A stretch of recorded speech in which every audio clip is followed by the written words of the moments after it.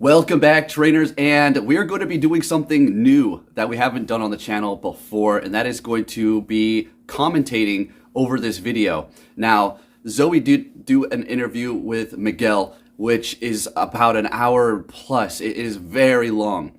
So I recorded the most important, or at least the most controversial part, which is going to be going over the remote raids. Now, this is bananas. When I was watching this, I was just like, there is so much cap. There is so much cap right now. They're going to be going over whether or not they take the data, the reasons why they made these decisions, and everything else in between. There's so much cap. I don't know if it's really that or if it's actually fact, but we're going to watch this and I'm going to stop it and we're going to go over things. So I've got 40 minutes here. I do believe there's going to be like 5 minutes that I don't really need to go over towards the end. And this is going to be a long video, unfortunately, probably almost as long as theirs. I don't want to make it an hour and a half, but yeah, let's see what we have going on here. So grab yourself a snack, drink. Got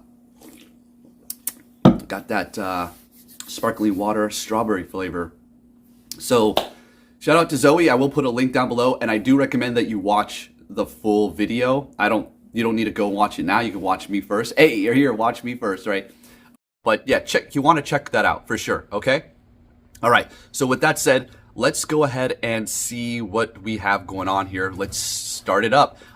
This is all new to me, so forgive me for like the smaller screen and me, but hey, we're working with what we got here, so let's get right into this. Question from the community, where many in the community have said that the remote raid pass changes wouldn't have been so bad if the price hadn't increased so dramatically. Right. What was the reason behind imposing both a limit and a price increase? Yeah. So obviously the two main changes we made to remote raid passes were, number one, we put a daily cap on how many you can use, 5 per day. I think the reason for that should hopefully be obvious to most players, right? Like, it kind of introduced this really unhealthy play pattern in some of, our most dedicated players who could, just spam dozens. Okay, I'm going to try to not cut them off, or not cut them off, but stop it too frequently. I just want you to know this right now as we do go into this. I'm going to try to stop it in key moments, but I also don't want it to drag on too long without me saying anything. But there will be periods where I let it go on and let them say something until I get my full thoughts or something that I really just need to commentate on, okay? Sometimes hundreds of legendary battle or legendary raids from home every day. And we really had to put a cap on that because, that's not really what we've ever envisioned for the game. But in terms of the price, that was actually an effort from us to price those items where we feel like the actual value offered to players is. I think, if we were kind of honest with ourselves, or if I asked you honestly if you felt like 100 Pokecoins for remote raid pass was appropriately priced compared to the other items we have in the game, I think people would generally agree, right? That my personal take is that they have more value and power than a regular remote raid pass, because or a regular raid pass. Regular raid pass, right. yeah. Whereas a regular raid pass, I have to go to the location, have to take off the pajama pants, put on the real world pants, and go to the place. Yeah. Versus I could be literally in the bath eating grapes and do a remote raid. Right. Most relaxed you've ever been in your life. So there's a definite,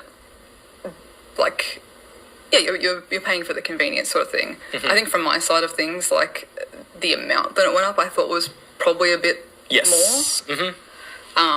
I might not personally evaluate it that. I have not bought a remote raid pass since the change personally, because to me that value doesn't line up for how I raid. I'm not a massive raider either, though I know everyone's got a different situation. Yeah. But I do think that it is a more powerful tool than a regular raid pass. Yep.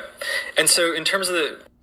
Okay, good points. It is, giving you more value for what it is, but the price that they put it at after the the nerf for 5 and then the price increase was way too much. So let me stand right there with that. But they do have good points. It is more valuable than the regular raid pass. So fair enough. Let's go ahead and continue on. But this is not even it. Just wait. It's going to get real whack. The price change, I think we can probably debate about what the true value of a remote raid pass is. But ultimately, with that, you're getting access to legendary Pokemon, tons of XP, tons of Stardust, more rare candies than you know what to do with. Yeah. And all for very little effort, right? The whole way we've designed any other premium item in the game was built so that you can't just be a whale in Pokemon Go and throw a bunch of money at the things that you want and get as much of it as possible. If you want to buy premium battle passes, you have to organize, groups of players to go out and raid together. If you purchase incubators, you actually have to go and, walk to hatch eggs. Everything that we do isn't just something that, you should be able to pay for and get. And that is essentially what remote raid passes ended up becoming. And so we felt like we needed to price it accordingly for the value that we felt it was providing for players. But what I'll say on that, which I don't think we maybe did a good job communicating with the initial announcement of this, is by having the remote raid passes priced at where we feel like the true value is, similar to every other premium item in the game, that means that we're also able to... Okay. What I am going to say really quick here, it's kind of directly commenting on what he's saying, but not quite. It's going to be for a lot of other things. I do believe a lot of things that he's saying are going to be talking points that were pointed to him by Niantic, Hanky, whoever's in charge, whatever they wanted exactly us to hear. When it comes to Zoe, I feel like she is being... she's not scripted. I have a feeling they knew a certain talking points that they were going to go over, but I don't feel like Niantic gave her certain things to say. She's being genuine in her questions and the questions that she's reading off. I just want that to be clear. I feel like she did a decent job, but she's not going to go drill him too hard on this. They're sitting there together in an interview, and you don't want to make it all too awkward. But there's definitely a few parts where it gets a little awkward. Okay, but with that said, we'll continue on, and I'll make my commentary more constructive. I just wanted to nail that there. Provide steeper discounts through bundles and things of that nature. So I think that's something that players can expect to see in the future is bundles that include remote raid passes that get you really great discounts compared to where it might be priced at from an individual item SKU. And that's very similar to how we approach all the other items, right? If you buy a bundle that has super incubators, you get a huge discount on how you split it down per item. Exactly. Yeah. Okay. Yeah. I'm curious to see how that breaks down. Yeah. Yeah. Yeah. Sure. I'm going to follow on from the remote raid pass. Sure. For more remote raid pass things. This is a me question. Okay. A me thing. So for me and from my perspective, a remote raid pass serves two very different functions. Where it serves a tool of need and a tool of want. Where there are people in the community who need remote raid passes, whether it be disability, accessibility, safety, those sorts of things. And then the people who want, where it's fun to raid with my friends online, it's fun to raid from the couch, whatever else. Yeah. But ultimately you can't nerf one without nerfing the other. I guess what sort of discussions were had around that or accessibility when the changes were made for remote raid passes? Yeah, I think that's always sort of the tension at the core of Pokemon Go, right? Is this, vision of encouraging players to get out in the real world and discover the sort of magic that happens when you go out and do that. And like you mentioned, we can't serve one without sort of nerfing the other in terms of the want versus the need. And unfortunately, for a game like Pokemon Go, you do have to sort of make that trade-off. We have no way to motivate people to actually go out and play if you can enjoy the entire experience from the comfort of your home. And I know that disproportionately impacts people based on where you are and what your personal situation is. But we believe that by having these experiences that you have to go out to fully enjoy, you're able to enjoy the game and the world around you so much more than any other video game can provide. And when we think about Pokemon Go, you know, in the entire universe of Pokemon games and ways to experience that franchise, Go's pillar is always going to be one that's rooted in outside exploration. And there are tons of other Pokemon games or anime or, you know, movies or whatever that you can watch and play and enjoy from home. And we think that market is served better with those games, right? That are built on the Switch or other mobile games that are designed to be enjoyed from the couch. And we don't want to compete with those experiences. And, you know, for us, it's always going to be about location matters in Pokemon Go, and we kind of have to stick with that. And I think... Do you feel like that's ever at odds with your, like, I guess your personally or the company? Like, obviously you want to have an inclusive player base. Do you feel that, I guess, core tenet of Niantic is just always going to be a conflict with that because you guys want to encourage the outdoor play? Okay, let's go ahead and talk about that. So that was very clear cut. He does not want, can't say he, Niantic does not want us to sit inside and pretend it's a main series games. So what they're basically saying is, hey, hey, bums, get off your butt and go outside and play Pokemon Go. Oh, and by the way, if you want to play a Pokemon game inside, like we just said, you know, go and take your butt to the store and buy a console, okay? And then buy the main series game as well and enjoy it like that, you bums. What? So essentially they're saying go buy yourself a console, go buy yourself a main series games and stop whining and go outside and play. And so, okay, I'm going to do this my way. I'm going to see this my way, okay? Let's go ahead and continue on. I don't want to make this too long. Right. Getting outside of many people is just always going to, but it's going to be in long. some ways, clash with. Yep. And to be clear, right, we have built a lot of features and, you know, things in the game that help players who might live in rural areas or aren't able to, you know, go out as much. We've introduced daily spawns. We've increased the total number of spawns in the game, no matter where you are. Pretty considerably over the years. We introduced the Team Go rocket balloons. We removed the walking requirement to participate in GBL, daily adventure incense, right? There's sort of a wide range of ways that you can now engage with Pokemon Go, no matter where you are. But ultimately, to the same extent, obviously. Right. Yeah. But ultimately, we can't just have everything in the game be available at home, or else human nature sort of dictates that you aren't going to leave. Okay.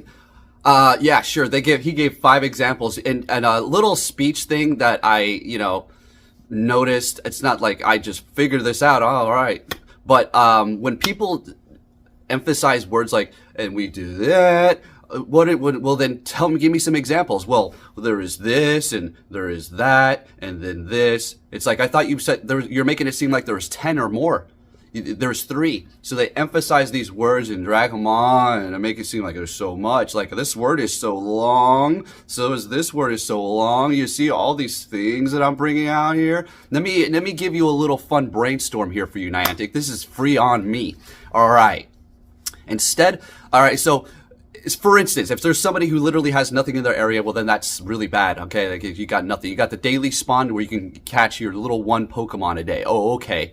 What about the daily spin? That's also an issue. So here, this one's on me. I'll give you this for free, Niantic. Come out with like a daily, it's going to be like a daily incense, but it's going to be a daily Pokestop that you can have for an hour. Let's just say 1 hour. A half an hour could be that too.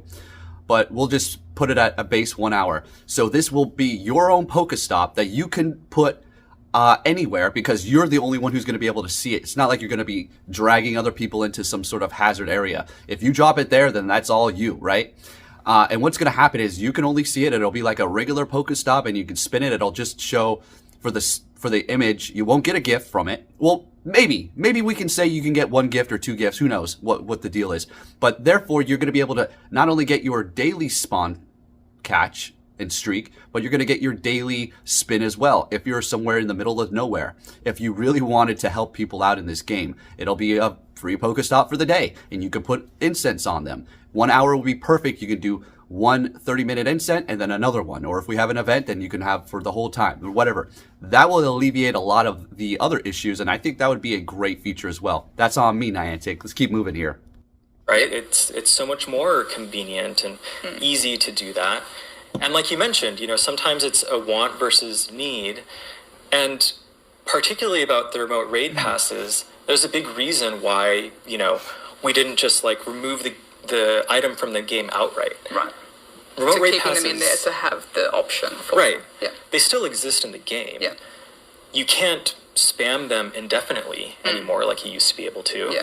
You might have to work a little bit harder to earn the Pokecoins in order to, buy more passes, but that option still is available for players. It's just not, something that everybody can do at an unlimited amount on a day-to-day basis. I guess initially when it was first rolled out for remote raid passes, was the intention just to remove them after COVID sort of thing? Was that kind of the initial, but then obviously seeing the benefits that it can provide to the community?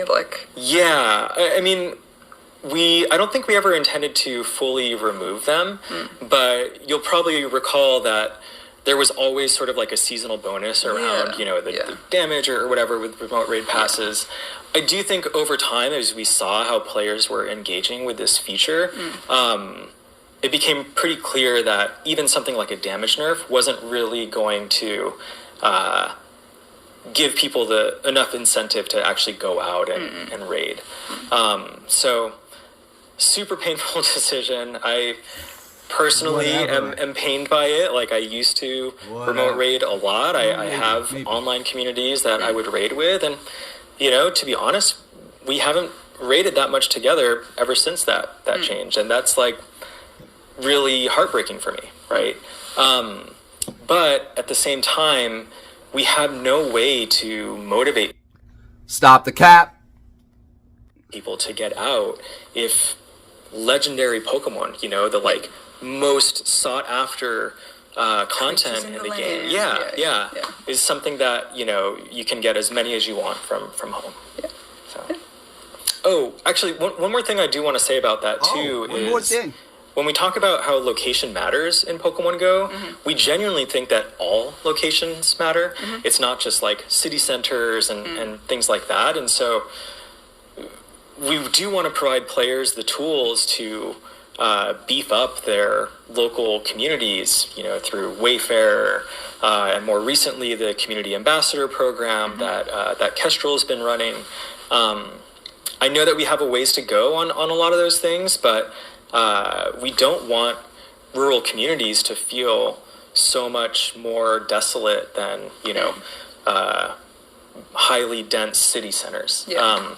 But at the same time, we don't really have the ability ourselves to go out and populate those things. And so, like I said, we've introduced some features and quality of life improvements over the years to help players in those situations. But we also hope that players can also take charge and, submit Pokestops. Right, and build out your own local area. Yeah. I guess to Okay, to answer or to comment on that, he's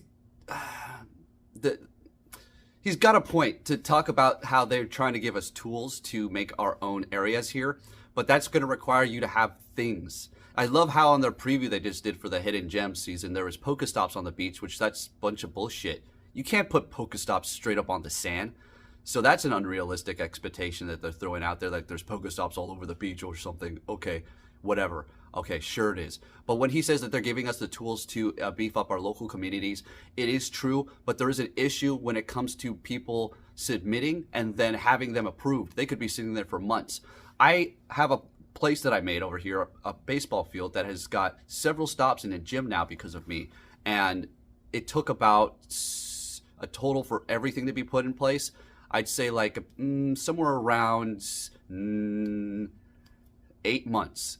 Some of them were a little shorter, some of them took longer, but it took that long. People were voting on them, but if there's nobody voting on your stuff, you're not going to get any stops, and you'll be sitting there desolate. So that needs to be fixed. Tail onto that. Are there new things or new discussions about, the future for rural players, disabled players, other features coming to the game? Yeah, definitely. I can't say anything. I can't say anything specific. I can't really announce as much as I would love to. I can't really announce in this video upcoming features and whatnot. But again, to your earlier point about listening to player feedback and whatnot, I do think that there are. Okay, really quick. I just got to say this. Watch and wait for this. I'm not trying to say anything negative, but I feel like she almost blew the cover here on what the features are going to be. In a little while, you'll see him start making weird gestures. I don't know. Maybe I'm looking into it too much, but I feel like he was like, "You're getting too close to the target here, sweetheart." But anyways, let's keep moving on.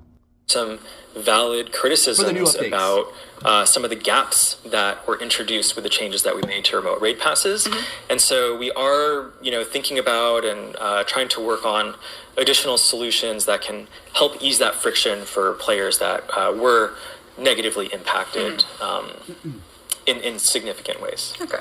I'm curious to see. Yeah, I'm curious. Speaking of upcoming features, so with the recent Seattle trip, I was able to see some of, the behind-the-scenes things that are coming. Here's what they all are, guys. Quickly, I'm going to break an NDA.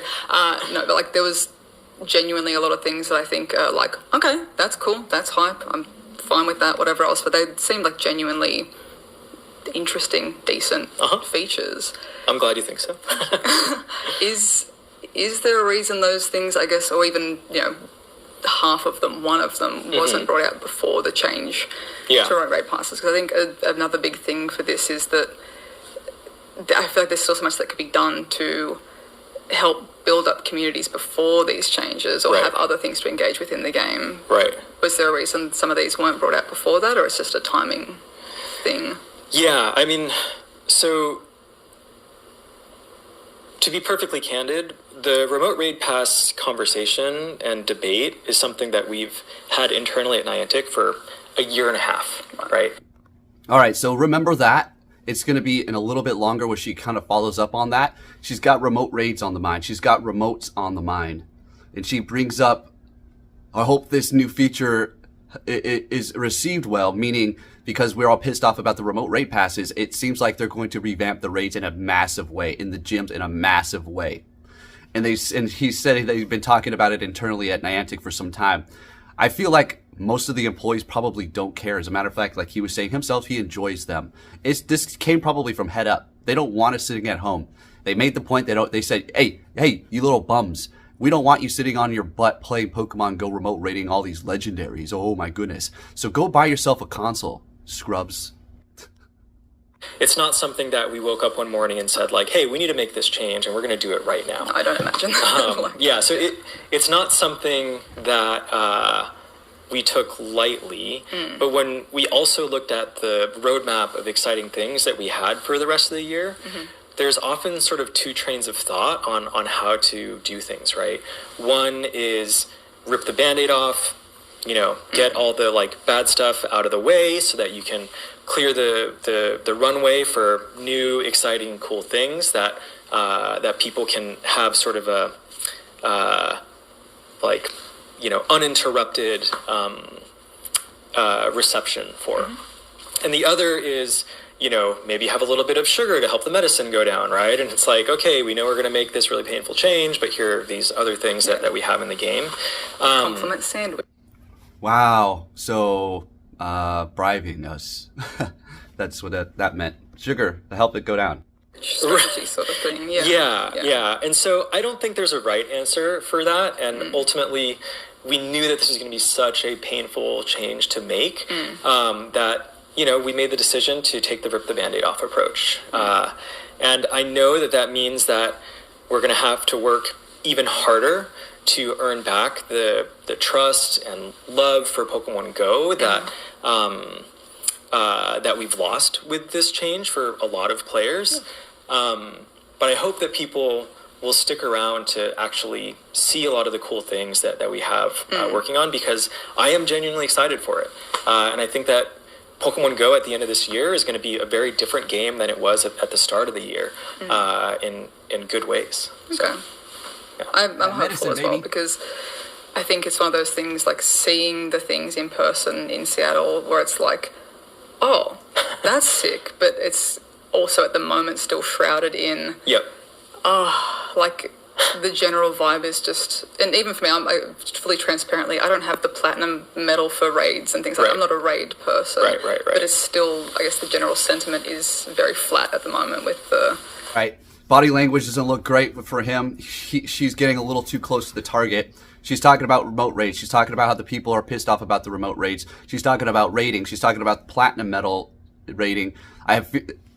We're going to see a massive shakeup in the gyms, as we've seen a few things in the data mine. So, like I said, I could be reading into it a little too much, but I feel like the hair touching is kind of like a subconscious thing he's doing, because she's getting too close on what she shouldn't be talking about, that Niantic does not want us to know what is happening, or for it to be revealed quite yet.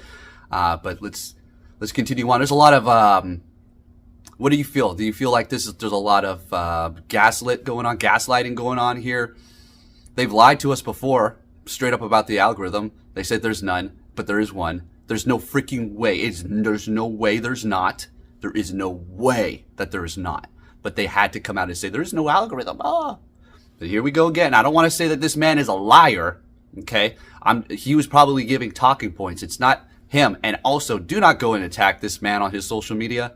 I've seen people like attacking him after he had a kid, saying his kid was ugly, saying his wife was big. Don't be a vile idiot. Doesn't matter how much you hate Niantic. Leave the man alone when it comes down to that. Voice yourself, but don't attack his family, because you wouldn't say that crap to his face. Because I'll just leave it at that.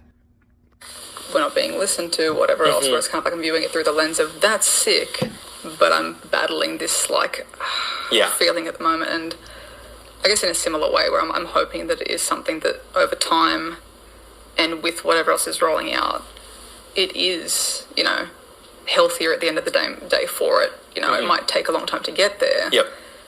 But yeah, it's just a weird feeling to be kind of working through that. Trust me, I know all too well, right? But yeah. Ultimately, it has to be wait and see, essentially, because there's Right. But I'm hopeful. This is definitely the most exciting year that we've had in a long time, I think, in terms of feature development for Pokemon Go. But yeah, I know we have a lot of trust and love to earn back from the community, and we're going to do our best to do that. And I know we're not a perfect company by any means, but we're always trying to delight players in ways that no other game can, and only time will tell if we're able to actually pull that off. I hope that you can. Yeah, I hope so too. I hope so, honestly. I had a question from the community here. So someone had asked, why weren't in-person raid improvements, guaranteed XLs, number of players in the lobby, shadow raids are now out, obviously. Why weren't those sorts of extra spicy bonuses launched for in-person raiding before the nerf? Yeah. Okay, this is really all right. Out of the whole part that I didn't watch after this part, I did watch everything before it, but I feel like this part, his answer was so roundabout, avoiding it, just say it. You put extra items in there to entice people to go out to be in the in-person raids again. That's all you needed to say. Just in so many words, in your little Niantic phrasing, but let's see what he has to say. We did some of those things as trial bonuses, right? For raid days and can't remember if it was like Go Tour or Go Fest where we tried that in the past. So we did sample some of those things out, but at the end of the day, the vast majority of players care about catching the legendary Pokemon. Right? And the difference wasn't there. The difference isn't there for most players. You might have people on like the margins who are really motivated by XL Rare Candy, for example, that might, go out and do the in-person stuff with that as like an extra motivator. Yeah. But the vast majority of players aren't quite there. And the way we see it is every single person that decides to do the raid from home instead of going out is a missed opportunity to foster a new connection in person with your local community. And I think, a lot of the feedback that I've been seeing online is this notion that, my local community is dead now. And so, how am I supposed to actually get these raids done? But it's kind of a chicken and egg situation, right? Yeah. The local community can never be resuscitated if there's no way to actually motivate people to go out and play face-to-face with each other. So we kind of have to... especially post-pandemic, people might not even know that they have a local community potentially as well. Okay, I could let this one go on a little longer and start talking in a second. As you can see, exactly what I was saying here. And now he's getting into he literally just said, oh, I don't have somebody, he was saying like, this was kind of like what somebody else was saying as a feedback is whatever. Well, we don't have anybody in our local community. Yeah, well, they don't. What if they actually do not? What if they legitimately do not? Then screw them, right? Meh, that's only 1, 2 people, 3 people. Who gives a shit, right? Screw them, right? And he's going to go on to say how it's like that because, well, remote raids are here and that we need to kind of force everybody back out so we can get these groups of people who are raiding together back out together yet again. So we'll continue on. Yeah. Met someone in Brisbane last week who came down for the Com Day thing. Yeah. But they hadn't met a single person that had been there before. Right. And there's a massive community. Yeah. Like it's the major city in Australia. Yep. But I guess them not knowing that those people live there. I have another question to tie into that, I guess, about Campfire. When it's expected to be fully rolled out. Right. Because I think there's a lot of legs that Campfire could do. Because you don't need to know, the Newcastle Discord for things are just called Newcastle Pokemon Go. How do you find it? Yep. The Sylph map's going to be gone at some point, so you can't find your local Facebook, whatever, is still active. Right. So Campfire as itself, I think, has a lot of potential, but the fact that it's not fully rolled out, accessible, everyone can't download it yet to use it. Yep.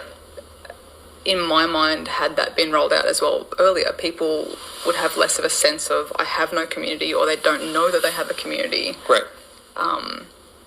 Is there, I guess, what's happening with Campfire? Like, are people going to have access? Because I think that's a massive gap for just finding your locals. Totally agree. Yeah.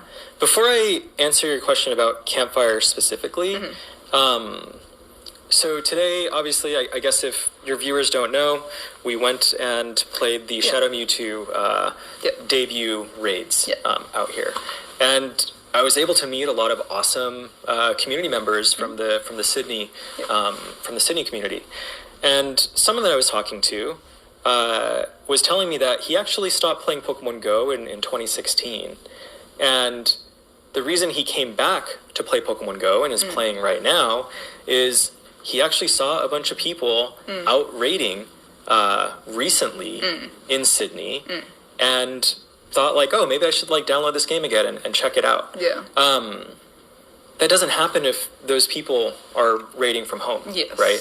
Yeah. And so, again, when I talk about sort of the chicken and egg thing, we do need to create these experiences that get people out in order to help resuscitate those communities and in order to help grow them again. Yeah. I was going to say I agree, because more often than not there is a community. Like if someone's saying like, I've got no local community, and I'm like, where do you live? They say the city, and I'm like, my guy, I've played there. Like you definitely do. I've met people that live there, but they just don't know. Right. Okay, there is a few good points that are being made here, which I can't deny that, yes, getting people out and having people raid and having other people see them raid can potentially get more people to understand that there is people out here playing. But at the same time, they're literally trying to force it back out again. And it's not like, oh my goodness, they're trying to force us to get back out and raid again like we should have been doing normally, right? But you could see that they're really trying to force this shift here back into the normal way by getting us back out here. And they're willing to take a hit on those remote raid buys, sales. Let's continue. That those people are there, or that how to, get in contact. Yeah. I think it is definitely at that point as well where... Also, one more thing to add. They're making it seem like everybody's got a community. Bull crap. Knock it off. Knock it off. Let's not get stupid here, all right? They're making it seem like everybody's got a community. It's a good point, but do not make it seem like everybody's got a massive amount of people in their area. There are legitimate people who need the remote raid passes and would love to go hard on some legendaries, mythicals, whatever ultra beasts that do come out, okay? So let that be known. Let's not make it seem like everybody in their community's got a whole crap load of people playing for them to play with. If people are feeling a bit disillusioned or whatever else, where it's like we are, the people that are the community leaders or the Discord group managers or the campfire comrades, it's going to be up to those people to push for, hey guys, come and meet up at the Opera House, we're going to go do these raids, come and let's go do Com Day, whatever else. But if someone isn't taking that initiative, then it's not totally going to happen. Yeah. Again, it's chicken and egg, where it's all like, is there something enticing in the game to make me go out and do it? Yeah. But getting now back to your campfire question, we do agree that things have changed since the pandemic, and we do know that a lot of these local communities have maybe, shrunken over time. They're not as active as they used to be. So the whole intent with Campfire is to provide players a more direct resource in the game to discover and actually build those communities out. When we do eventually have Campfire available to everybody, we want there to be meaningful tools for being able to do just that. And so, again, I can't really speak to when that's going to happen or whatever, but it's very top of mind for us because we know that local communities around the world actually need that extra bit of help to get the engines running back again. Yeah. And to be clear, I also don't want to say that, online communities mean nothing to us. I think it's great that people can connect online through Pokemon Go. You can, send each other gifts from different places, and we introduced the Scatterbug and Vivian feature that gave even more meaning to the global community and being able to make friends around the world. But that can't take the place of local communities, at least to us, right? And similarly to what I mentioned earlier, any game that you play, you can join an online community. And that's not something that will ever be sort of unique to Pokemon Go. And we really want to lean into what makes this game special and unique. And we hope that players still can keep their, friends online and celebrate with their online communities. But that can't be at the expense of the local communities at the same time. Yeah, it's totally fair, I think, as well. Because, I think for me especially a big thing is obviously having met so many people online, and then when you do have a chance, if you do, to meet in person, it's a wild experience to meet face to face for sure. Yeah. But I think it is hard because it's, it's awkward. Okay, so going back into the beginning where he's still, I know this is a little bit of a massive step back, but look, it's just not definitive. This is just my personal thoughts. I feel like they raised the prices of the remote raid passes so much, not because one, they think that the value is more, but second, because they want us to literally be a little discouraged potentially. I did run into a little bit of a technical difficulty issue. My phone overheated because, I'm doing a lot of things right now with it, and it's kind of just short-circuiting. Anyways, let's just continue on and see what we have. All right. Yeah, everything's hard. It's all just loops back in. Yep. Yeah, it is. Is there other things, I guess, in the works for online community thing? Even though it's not going to be the priority, are there other things for people to engage for online communities? Whether it be, I guess, the remote raiding is becoming less so that sort of, not that people can't still do that. Yeah. Are there other things happening for? I would say that the majority of things that we're focused on for this year are definitely more focused on the in-person pieces. Yeah. That's not to say that, in future years that we don't start prioritizing things for more global connectivity and whatnot. But for 2023, we really wanted to be laser focused on helping revitalize local communities around the world. And with local, is that more local, peer-to-peer, or is that like, going to be one of those things where, the rural player goes, I can't even engage with this? Or is it more that you can still have your one mate, your two friends, and that's going to you're going to find benefit from these features? Yeah. We're hoping to be able to do things that scale well, depending on what your situation looks like at any given place. Yeah. I actually think the Shadow Raid feature that we launched is hopefully a good example of that, right? Where these raid bosses are incredibly challenging and difficult to take on. And of course, if you can get a lobby size of 20, it's much easier to do. But we also wanted to introduce the purified gems as a way to say, hey, even if you have smaller groups in your, rural local community, if everybody works together to get enough of these shadow gems, you can actually take out the bosses, sometimes even easier than the normal versions of those raids. Okay.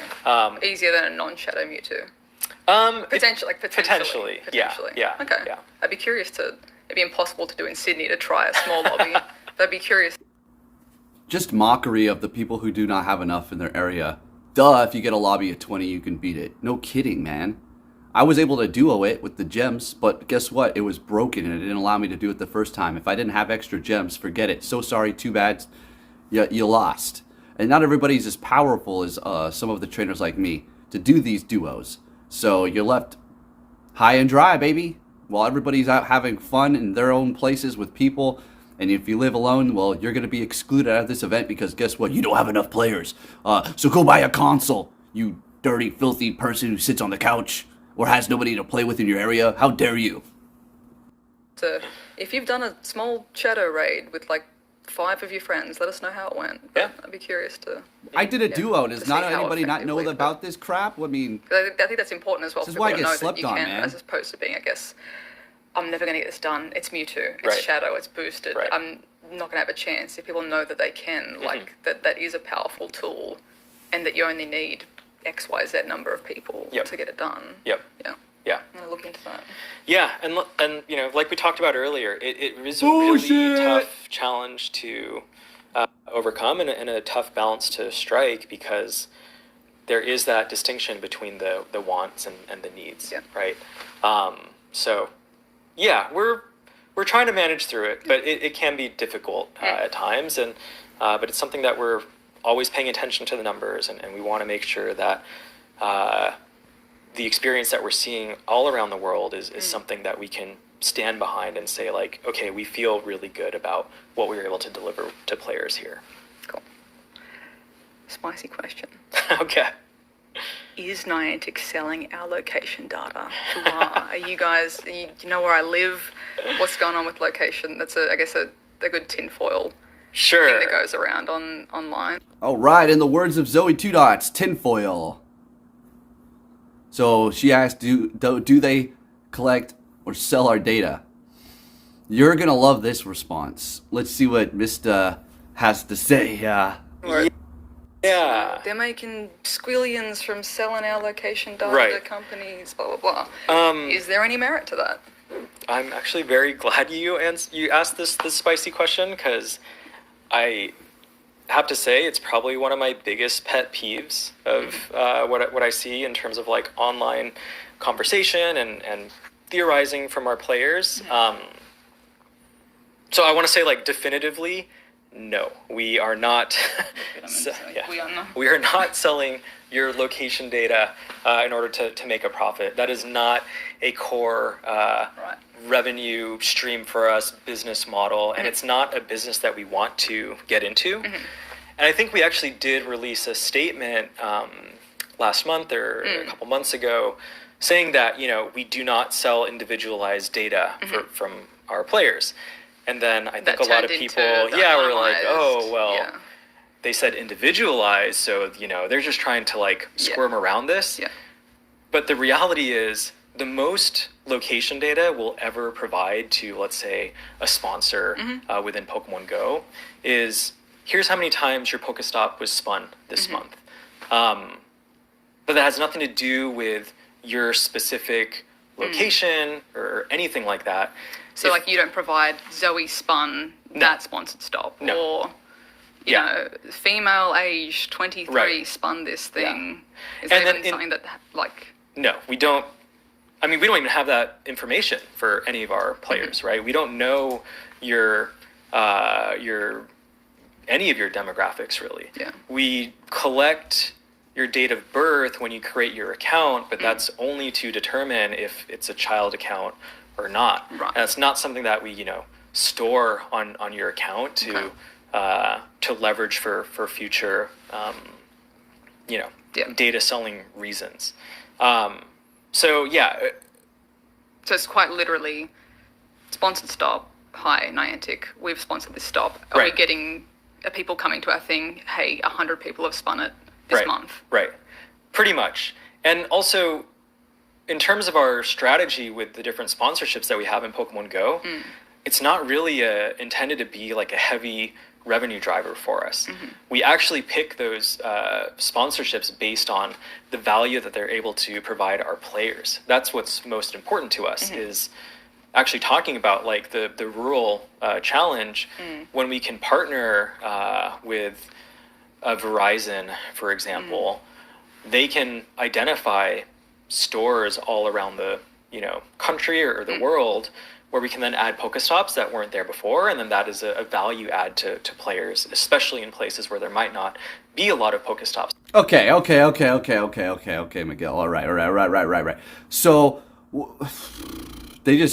he said, and again, I don't want to say he's a liar. I'm going to say he's been fed certain things to say. Now, that's a pretty big freaking bombshell right there that he just dropped. That she asked and he answered, is that do you sell location data? Do you track whatever? And apparently he said no, straight up no. They do not collect. This specific person spun this stop, or this specific person spun that stop, or blah blah blah blah. But she did bring up, so Starbucks, 400 spins this month. Then the information gets relayed to whoever at Starbucks or corporate, whatever, letting them know that their sponsored stop from Pokemon Go is bringing in traffic or is being recognized to some degree and seen. Because advertisers, what they want to do in general is just have that product, that image in front of your face, so you see it. They don't really care. They care if you go in and buy. Of course, that's the bottom line. But if you see it, that's a subconscious thing. They just want you to see it. Oh, it's Starbucks. Okay, Starbucks on the mind for a second. Even if you just don't even think about it, that's just the whole point. But when it comes to this not selling our data, it's either I'm going to say something that's going to make him just seem like a complete liar, or I just agree with him and say, they don't do it. They don't sell our data. That's it. Yeah. Because they have gotten caught lying before. Okay? Again, I'm not trying to say this man is a liar. He's reading off of or saying what Niantic wanted to say. Now, could they genuinely not be taking our data? Sure. Sure. That's an option. Yeah. But gosh damn. It really does seem like that's really what's happening here. I don't know, folks. Let me know down below. This is something I would love to dig into more. This video is getting very long. I've had several errors going on here. So, I don't know. Let me know. I could dig in and say, straight up, you're lying. I don't believe you. You're selling our data. That's why you want us to get out. But, I don't want to sound completely ignorant or arrogant on the situation and, miss the mark completely. But sounds a little bit like Cap to me, if I'm not mistaken here. For them to engage with. So that's the primary goal of those things. And for what we actually use location data for. Yeah, I was going to ask, what do you... It's to determine what Pokemon you see. Oh, in the game. And we also... You got us. That's it. That's their main excuse. It's to... And he said it with such relief. Determine what Pokemon you have. I mean, come on. It's just a grilled cheese sandwich. Cheese and bread. That's all we're doing over here. No big deal. Folks, you can't make this shit up. So, try to take a look at different places that players in aggregate tend to play to help inform, like, okay, actually, we need to have a lot more Pokemon in these areas because there are lots of players in those locations. But no, it is not a big revenue driver for us. And I think that actually... Is that more of just it's not worth the time focusing on it, or is it more of a Niantic values where that's not what you want to do? It's not the business that we want to be in, and we take personally identifiable information incredibly seriously at Niantic. Okay. Everything is sort of like scrubbed and anonymized, and that's why this is such a big pet peeve for me to see online, because I know that the team has worked incredibly hard to, really take that seriously and make sure that we're not using any of that information for like nefarious needs. So he seems like a chill dude. Okay, very chill. He's got a little charisma going on, I guess. Maybe from a scale of 1 to 10, maybe like a 5. I don't know. But what do you guys think? Because this is it. They're like, we're gonna settle this once and for all. Like when we said there's no algorithm, right? There is one, and I don't believe him. I don't believe Niantic, I should say. I just don't believe it. I just don't. There's just way too much data to be had to not just to go away. I'm glad you asked that question because I do want to squash it. I the question as well. Like I would have assumed that it was at least some part of the. And I hadn't even thought about it until someone brought it up. I was like, oh yeah, that would make sense for them to do that on the side as well. But if that's genuinely not it, I appreciate the honest answer. Sure. So, yeah. And I also don't blame people for assuming that or thinking that, right? Especially when it is a location-based game. Right. And especially in the sort of within the topic of the remote raid pass changes that we made. I think a lot of players were trying to understand why we would make such a change, and the only reason that made sense to people, with Niantic being a business, a company, is that we must be making more money through your location data than we made from remote raid pass sales. And I can say that is absolutely not the case. The decision was wholly made on our values and the mission to leverage technology and Pokemon Go to encourage players to explore the world around them. And that's actually one of my favorite things about working at a company like Niantic is we will make those value-driven decisions even at the expense of, what might be an incredibly, popular or profitable feature within the game, because we're very much a mission-driven company ahead of anything else. Okay. That, I guess, feeds into the memes of Niantic's after the money, but then the raid pass changes, obviously, like now I can't do 100 raids, and it's like, well... Again, I get it. I would say from my perspective, it's like, oh, okay, well, clearly has to be, in my perspective, a mission or a, values-driven thing where it's not... I mean, if it was just money, it would be like, cool, here's half-price remote raid passes, and you can do infinite ones, and people are going to do twice as many, and whatever else, in a very cynical view of it. But when it did change, I was like, okay. Like, I'm assuming, and you've, I guess, said that it is more tied to the... You want to get people out and about? Yep. Explore the world? Yep. In whatever capacity that might be. So, yeah, totally. Yeah.